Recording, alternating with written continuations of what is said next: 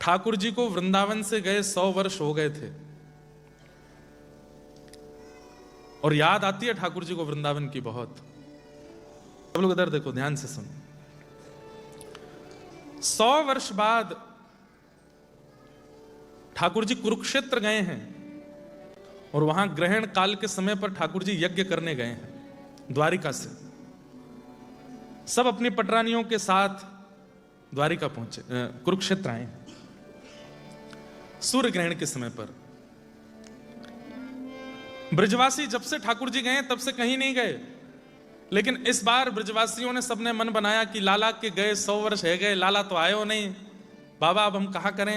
ये सब ब्रजवासी रो रो के बेहाल है गए। अच्छा, किसी ने भी प्राण नहीं त्यागे, ठाकुर जी के विरह में प्राण नहीं त्यागे। क्यों? कईयों की आयु हो गई है, कईयों की उम्र हो गई है, फिर भी प्राण क्यों नहीं त्याग रहे हैं? मन में एक इच्छा बैठी हुई है, क्या पता कृष्ण आ जाएं, एक बार देख लें, वो आ जाएंगे उस दिन प्राण त्याग लेंगे। तो बस हर दिन प्रतीक्षा है, और प्रतीक्षा के कारण प्राण नहीं त्याग रहे हैं। सोच तो लेते हैं कि आज मर जाएंगे, अब नहीं जीवित रहेंगे, कृष्ण बिना जी के रहना क्या। लेकिन फिर होता है कि परसों की कह के गए थे, क्या पता आज आ जाए। तो सूर्य उदय होते ही उम्मीद जाग जाती है, और ब्रजवासी बैठे रहते हैं, कन्हैया आवेगो, कन्हैया आवेगो, कन्हैया आवेगो। और संध्या होते ही फिर कहते हैं, अब रात में हमारे प्राण ले जाओ, नहीं आयो कन्हैया, अब जी के कहा करेंगे। रात भर सोचते सोचते फिर सूर्य उदय होता है, क्या पता आज आ जाए। इस प्रतीक्षा में एक भी ब्रजवासी ने प्राण नहीं त्यागे। आज सब ब्रजवासियों ने आपस में भाव रखा कि बहुत बड़ा सूर्य ग्रहण आ रहा है, और ये वर्षों बाद आ रहा है, और वर्षों तक ऐसा योग नहीं बनेगा। इस सूर्य ग्रहण में किए गए जप यज्ञ तप उसका बहुत बड़ा फल मिलेगा। तो सब ब्रजवासी बोले, बाबा हम सब या सूर्य ग्रहण में कछु करना चाहें और एक ही फल मांगना चाहें कि कृष्ण हमको मिल जाए। हमने सुनी है कि ये सैकड़ों वर्ष बाद ऐसा सूर्य ग्रहण आ रहा है, या मैं जो भी जब तप करके जो मांगेंगे सो मिलेगा। तो कृष्ण को मांगवे के काजे हमें ले चलो। तो आज पहली बार ब्रजवासी कुरुक्षेत्र जा रहे हैं। किशोरी जी कुरुक्षेत्र गई हैं, हमारी श्री राधा रानी ब्रज 84 को उसके अलावा केवल कुरुक्षेत्र गई हैं और कहीं नहीं गई। अच्छा, इसके पीछे कारण बताऊं। महाभारत युद्ध होना है इस भूमि पर, यह निश्चित नहीं हुआ था अभी तक, लेकिन इतने लोग मारे जाएंगे उस युद्ध में, और श्री कृष्ण जहां विराजमान है वहां यदि लोगों की मृत्यु हो रही है तो श्री कृष्ण की भक्त वत्सलता पर संशय हो जाएगा। जिनका दर्शन करते ही सारे पाप नष्ट हो जाते हैं, जिनका दर्शन करते ही सारे विषाद नष्ट हो जाते हैं, वहां कौरवों की मृत्यु होगी। इसलिए ठाकुर जी ने ऐसी योजना बनवाई कि एक बार किशोरी जी अपने चरण घुमा जाएं इस क्षेत्र में, ताकि यहां प्राण त्यागने वाले को भी गोलोक धाम प्राप्त हो, उसको भी निकुंज प्राप्त हो। प्राण तो जाएंगे। बहुत सी कथाएं हैं, अब सब याद आ जाएंगी तो मैं तो 12 बजे तक बोलते ही रहूंगा, क्योंकि मैं थका हुआ नहीं हूं, रेस्ट कर लिया है तो मुझे और ज्यादा ऊर्जा लग रही है। धृतराष्ट्र जानता है कि महाभारत युद्ध में मेरे पुत्र मारे जाएंगे। उसने पूछा है कि युद्ध कहां होना चाहिए। रहते तो हस्तिनापुर में थे, आधा निवास तो इनका इंद्रप्रस्थ में, तो वे कुरुक्षेत्र अलग से क्यों गए युद्ध करने? क्योंकि धृतराष्ट्र ने पूछा है कि इस पृथ्वी पर ऐसा कौन सा स्थान है जहां पर मृत्यु होने पर भगवत प्राप्ति हो जाएगी, वहीं युद्ध हो। तब कुरुक्षेत्र का नाम आया। क्यों? किशोरी जी की चरण रस से आच्छादित है, वो ठाकुर जी की चरण रस से आच्छादित है। तो भगवान वहां पहुंच गए। ठाकुर जी का तो तुलसी अर्चन चल रहा था, पुष्प अर्चन चल रहा था, सूर्य ग्रहण का समय। ना द्वारिका वासियों को पता है कि ब्रजवासी आने वाले हैं, और ना ब्रजवासियों को पता है कि द्वारिकावासी यहां पहले से आ चुके हैं, पता नहीं है। ब्रजवासी सब, नंद बाबा, यशोदा, राधा रानी और लाखों ब्रजवासी सब पहुंच गए कुरुक्षेत्र। सूर्य ग्रहण का समय था। भारतवर्ष के कोने कोने से बड़े बड़े लोग आए थे, शिविर लगे हैं, कहीं यज्ञ चल रहा है, अनुष्ठान चल रहा है, हवन होम चल रहा है। तभी उड़ती उड़ती खबर आई कि इस कुरुक्षेत्र में द्वारिकाधीश भी आए हुए हैं। मधुमंगल, श्री दामा, तन सुखा, मन सुखा, ठाकुर जी के सब सखा दौड़े दौड़े नंद बाबा के पास गए। बोले, बाबा हमने एक खबर सुनी है। बोले, कहा? बोले, लाला आयो है। बोले, कहा कहीं? बोले, लाला आयो है, हमारो कन्हैया आयो है, सब द्वारिका वासीन के संग यहां पे अनुष्ठान करवे आयो है। बाबा लाला को देखो नहीं है बहुत वर्षन से, दरस बिन दुखण लागे नैन, दरस दुखण लागे। सब लोगों से प्रार्थना बहुत सावधानी से सुनिएगा। ब्रज से बाहर, मैं ब्रज में भारत में विरह की कथाएं नहीं कहता, बहुत कम, पर आज मुझे नहीं पता मैं क्यों कह रहा हूं, इसलिए सुन लीजिए। दरस बिन दुखण लागे नैन, दरस बिन दुखण लागे नैन, जब से तुम बिछड़े पिय मोरे, जब से तुम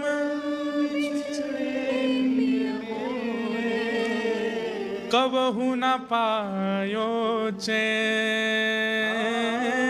कबहु न पायो चैन। मीराबाई का पद है, आप लोग अगर पीछे नेत्र बंद करके गाओगे तो सुख मिलेगा। दरस बिन दुखण लागे नैन, दरस बिन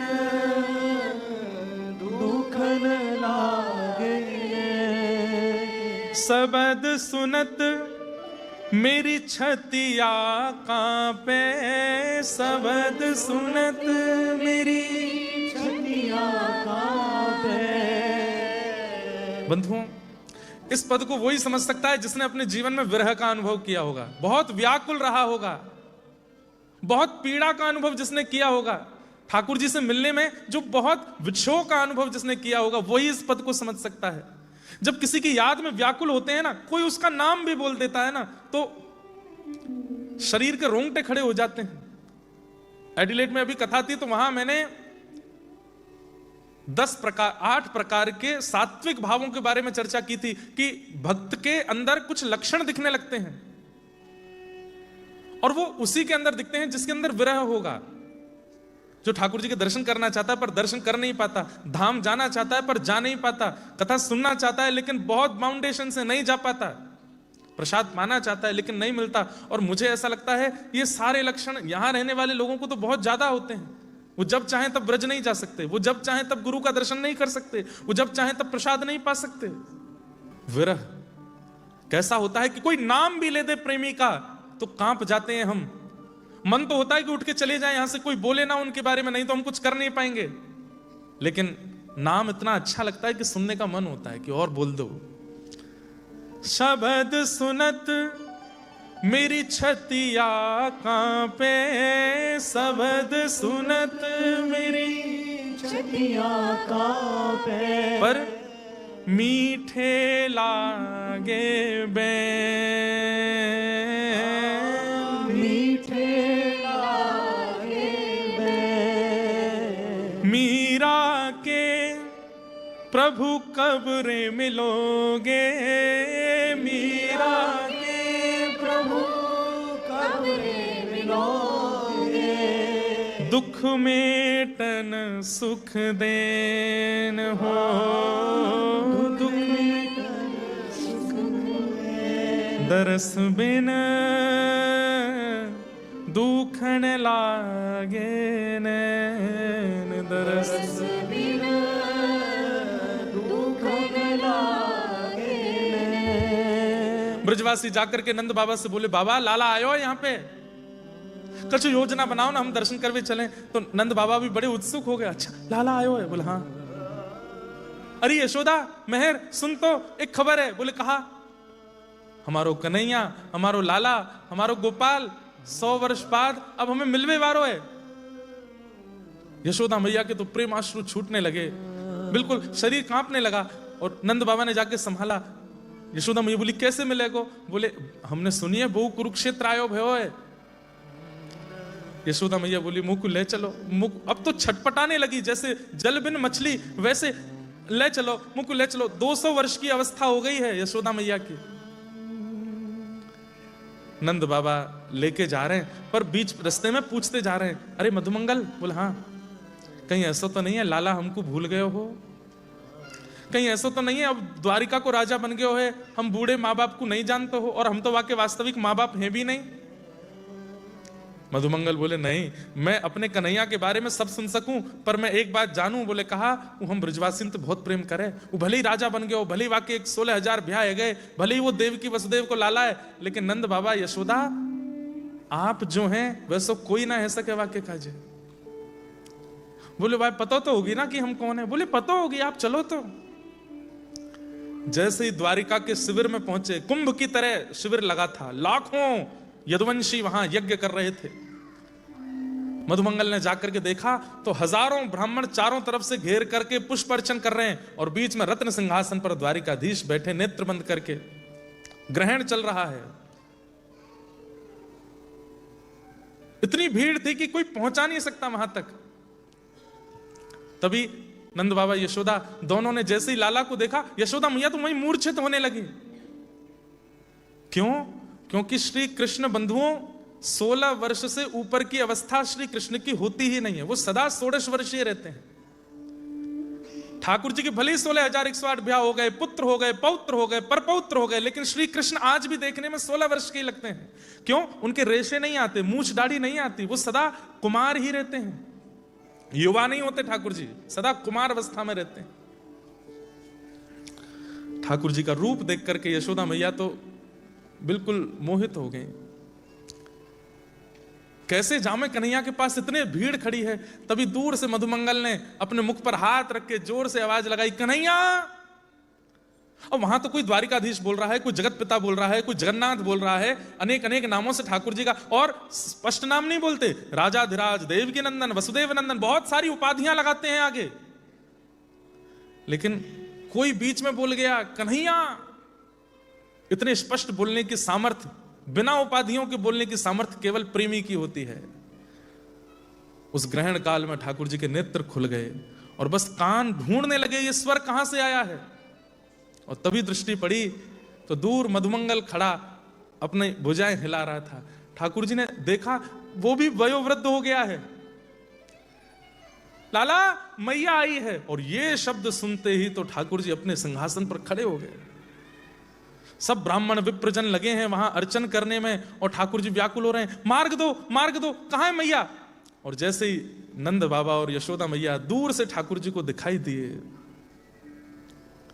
जैसे जैसे एक बर्फ का एक आकार अत्यंत ताप पड़ने पर बहुत जल्दी पिघलने लग जाता है, ऐसे ठाकुर जी पिघलने लगे यशोदा मैया को देख के। बंधुओं, ये महाप्रभु जगन्नाथ पिघले हुए ठाकुर जी हैं। ये भुजाएं ब्रजवासियों की याद में खड़ी हो गई हैं ठाकुर जी की, कि कोई लाओ ब्रजवासियों को मेरे हृदय से लगा दो। प्रेम विगलित भगवान है महाप्रभु जगन्नाथ। भुजाएं पिघल गई हैं, चरण पिघल गए हैं, अंग पिघल गया है ब्रजवासी और किशोरी जी की याद में। अपने सिंहासन से कूद पड़े ठाकुर जी और दौड़ करके गए। और जैसे एक छोटा सा बालक पहली बार विद्यालय से आकर के अपनी मां की गोद में कूद पड़ता है, लपक जाता है, चढ़ जाता है मां के ऊपर, यह भी नहीं सोचता कि ये कहीं गिर ना जाए, ऐसे ही ठाकुर जी दौड़ करके गए और यशोदा मैया के अंक से जाकर के लिपट गए, लपक गए, चढ़ गए ऊपर। मेरी मैया आई है, मेरी यशोदा मैया आई है, मेरी मैया आई है, ऐसा कहकर के रुदन करने लगे। द्वारिका के लोग और उस ग्रहण में आए हुए सब ब्राह्मण देख रहे हैं और ठाकुर जी मैया की छाती टटोल रहे हैं। मैया बोली, कहा बे लाला, मैया मुझको दूध पिवाए दे अपनो। यशोदा मैया बोली, कैसी बात करे, तेरो ब्याह है क्यों, 16,108 पत्नी है, इतना बड़ो साम्राज्य को तू राजा बन गयो लाला। ना मैया, मुझको कछु ना है पतो, मुझको दूध पीनो है। और बंधुओं, कैसा दृश्य होगा,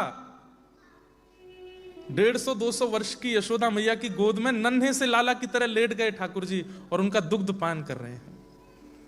रुक्मणी, सुभद्रा, भगवान की सब पटरानियां घुटने के बल देख रही हैं, आंखें लाल, बस अश्रु गिर रहे हैं और सब सोच रही हैं ये कैसा प्रेम है ब्रजवासियों से। तभी खबर मिली देवकी मैया को और देवकी मैया निकल करके आई। किसी ने जाके यशोदा मैया से कहा, ये सामने महारानी देवकी खड़ी हैं। ठाकुर जी को तुरंत अपनी गोद से हटा करके यशोदा मैया उठ के गई। बोले, मुझको क्षमा करियो, लाला तो आपको ही है, पर पतो ना क्यों मुंह को अधिकार सो लगे। देवकी मैया बोली, आप ऐसी बात ना करें, ये आपको ही लाला है। देवकी और यशोदा मैया का मिलन हुआ।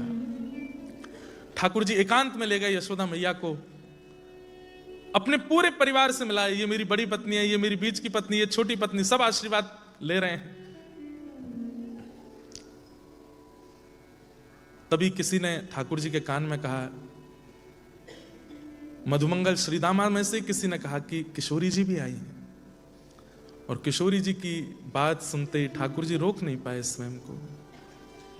मैया आप विराजो, मैं अभी आऊं। और ठाकुर जी तुरंत उठ करके गए। अब सबका ध्यान तो श्री कृष्ण पर ही रहता है, तो क्या करें, अपने कक्ष में जाकर के अपने मुकुट को उतारा, सिर पर स्वाफी बांधी, एक पगड़ी पहनी, अपने मुखमंडल से पत्रावली का श्रृंगार हटा दिया, अपने मुख को ढका, अपने आभूषण आदि उतार दिए, और बिल्कुल जैसे पता ना चले काली कमली ओढ़ करके निकल पड़े किशोरी जी से मिलने। वहां किशोरी जी ललिता विशाखा आदि सखियों के साथ अपने शिविर में बैठी हैं, और बैठे बैठे अचानक से किशोरी जी बोलती हैं, ललिता ऐसा क्यों लग रहा है द्वार पर कृष्ण खड़े हैं? ललिता जी बोली, अरे कृष्ण नहीं आएंगे, हमें ये तो पता है कि वो कुरुक्षेत्र में ही है, पर वो नहीं आएंगे, वो बहुत व्यस्त हैं, लाखों सब उन्हीं के दर्शन करने आए हैं, इतने बड़े बड़े ब्राह्मण वेदज्ञ सब उनके साथ हैं, वो नहीं आएंगे। किशोरी जी बोली, ललिता मैं सब भूल सकूं, लेकिन श्री कृष्ण के अंग की सुगंध ही नहीं भूल सकती, और इस समय जो बाहर खिड़की से हवा आ रही है उसमें कृष्ण के अंग की सुगंध है, तू एक बार देखियो कहीं कृष्ण खड़े हैं क्या। ललिता विशाखा आदि सखियों ने जाकर के जैसे ही द्वार पर देखा तो आंखें लाल हैं, और श्री द्वारिकाधीश कृष्ण वहां खड़े हैं। भीतर बुलाया, किशोरी जी नजर नहीं मिला रही हैं, नीची नजर करके बस खड़ी हैं। आज 100 वर्ष बाद श्री कृष्ण आए हैं। ठाकुर जी ने आते ही पहले किशोरी जी को प्रणाम किया। हे राधे वृषभानुभूप तनय, हे पूर्ण चंद्रानने। हे किशोरी जी मेरो प्रणाम स्वीकार करो। बंधुओं, एक बहुत बड़ी बात सीखने की इस प्रसंग में यह है कि एक भी ब्रजवासी ने ठाकुर जी से शिकायत नहीं करी कि लाला तू परसों के कह के गए हो, आयो क्यों नहीं, किसी ने नहीं कहा, क्योंकि प्रेम में शिकायत होती ही नहीं है, और जहां शिकायत हो वहां प्रेम है इसका संशय है। ठाकुर जी चरणों में जैसे ही अपना सिर रखते हैं, इतने में किशोरी जी हाथ पकड़ ले, नहीं नहीं श्याम सुंदर आप ये कहा कर रहे हैं, आप हमें आपको प्रणाम कर रहा हूं। सब सखियां ठाकुर जी को प्रणाम करने लगी। ठाकुर जी बोले, मैं आप लोगन के प्रेम के ऋण से कभी उर्ण नहीं है पाऊंगा, मुझको क्षमा करियो, पर यह विश्व के कल्याण के लिए मुझको ब्रज छोड़ना पड़ो। किशोरी जी बोली, ये सब बात नहीं करनी है, आप पधारे, बड़ी कृपा। और तब किशोरी जी ने ठाकुर जी का श्रृंगार किया, और श्रृंगार करके फिर किशोरी और सब सखियों ने ठाकुर जी के संग रास विहार किया। रास विहार करके ठाकुर जी लौट करके गए। रुक्मणी आदि ने जैसे ही आज श्याम सुंदर को देखा तो कहते हैं कि रुक्मणी आदि सब पटरानियां मूर्छित होने लगी। क्यों? श्री कृष्ण को इतना सुंदर पहले नहीं देखा था। आज किशोरी जी ने श्रृंगार, बहुत विस्तृत प्रसंग है, लेकिन मैं सूक्ष्म सूक्ष्म स्पर्श कर रहा हूं। रथ यात्रा क्यों हुई? रुक्मणी आदि सब सखियों के मन में भाव आया कि हम भी जाएंगे राधा रानी का दर्शन करने। बंधुओं, जैसे ही गई हैं शिविर में तो एक सूक्ष्म अभिमान था भगवान की पत्नियों में कि हम बहुत सुंदर हैं, ये व्रज नारियां, ये तो गैया चराती हैं, गोबर थापती हैं, ये हमारे सामने क्या लगती होंगी जिनकी याद में कृष्ण इतना रोते हैं। जैसे ही शिविर में प्रवेश किया तो घुंघराले केश, चंद्रमा और सूर्य को भी लज्जित करने वाला तेज मुख का जैसे दिखा, सब पटरानियां चरणों में प्रणाम करने लगी। हे किशोरी जी, हे राधा रानी, हमारा प्रणाम स्वीकार करो। तब उस सखी ने कहा, मैं किशोरी जी नहीं हूं, मैं तो दासी हूं। किशोरी जी तो भीतर बैठी। रुक्मणी आदि पटरानियां मन में विचार करने लगी, दासी इतनी सुंदर है तो स्वामिनी कितनी सुंदर होंगी। और अंदर और अंदर और अंदर, मतलब जब मान पूर्ण रूपेण खत्म हो गया, मैं कौन हूं यह भी रुक्मणी जी भूल गई। तब मुख्य द्वार में प्रवेश हुआ और वहां श्री किशोरी जी पौड़ी हैं, सो रही हैं, लेटी हैं। क्यों? 100 वर्ष से सोई नहीं थी। आज श्री कृष्ण मिले उसके बाद सबसे पहले निद्रा आई है किशोरी जी को, और आज सोई है। कहते हैं रुक्मणी जी ने सोते हुए किशोरी जी को देखा। जो रुक्मणी जी कभी श्री कृष्ण के बगैर रह सकती हैं, ये स्वप्न में भी नहीं सोचती थी। आज किशोरी जी के सोते हुए श्री विग्रह को देख करके रुक्मणी जी के मन में भाव आया, मैं द्वारिका छोड़ दूंगी, मैं सब त्याग दूंगी, सदा किशोरी जी के चरणों में रहूंगी। हे ललिता, हे विशाखा, मुझे भी एक सखी बना लो, मुझे भी दासी बना लो निकुंज की। मोहे तो भरोसो है तेरो री किशोरी राधे, मोहे तो भरोसो है तेरो री किशोरी। सब गाओ। मोहे तो भरोसो है तेरो री किशोरी राधे। मोहे तो भरोसो है तेरो री किशोरी राधे। मोहे तो भरोसो है तेरो री किशोरी राधे। मोहे तो भरोसो है तेरो री किशोरी राधे। मोहे तो भरोसो है तेरो री किशोरी राधे। मोहे तो भरोसो है तेरो री किशोरी राधे। मोहे तो भरोसो है तेरो री किशोरी राधे। मोहे तो भरोसो है तेरो री किशोरी राधे। मुक्ति भुक्ति ना मांगत केवल। मुक्ति मुक्ति ना मांगत केवल क्या चाहिए? अपनो जान संभालो किशोरी राधे। अपनो जान। हमें मुक्ति नहीं चाहिए, हमें भुक्ति नहीं चाहिए, केवल आप हमको स्वीकार कर लो। आप ये कह दीजिए कि ये तो मेरो है, ये मेरी है, बस इसके अलावा कुछ नहीं चाहिए। अपनो जान संभालो किशोरी राधे। अपनो जान संभालो किशोरी राधे। मोहे तो भरोसो है तेरो री किशोरी राधे। मोहे तो भरोसो तेरो री किशोरी राधे। तेरो री किशोरी राधे। तेरो री किशोरी राधे। बंधु, इस कुरुक्षेत्र में ऐसा हुआ, नंद बाबा वसुदेव जी से मिल रहे हैं, नंदरानी यशोदा देवकी जी से मिल रही हैं, भगवान की पटरानियां राधा रानी और सब सखियों से मिल रही हैं, ठाकुर जी अपने सखा किशोरी जी सबसे मिल रहे हैं। मतलब आपस में मिलन होकर के ऐसी सबने भूमिका योजना बना ली। नंद बाबा ने आमंत्रण दिया कि आप सब द्वारिकावासी अगर हमारी एक विनती स्वीकार करें। बोले कहा, हमको तो लाला के दर्शन है गए, पर हमारे व्रजमंडल की रज, व्रजमंडल की कण, व्रजमंडल की वृक्षवल्लरी और श्री यमुना जी वे अब भी तड़प रहे हैं। हमारी व्रजमंडल के गिरिराज जी और सब वृक्षवल्लरी वे सब कन्हैया की याद में तड़प रहे हैं। आप कृपा करके अगर आज्ञा दें तो लाला को हम व्रज लेकर के चलें, कछु दिना व्रज में निवास करें। आप सब भी चलो और व्रज में कछु दिना वास करके फिर आप चाहो तो प्रस्थान कर जाइयो।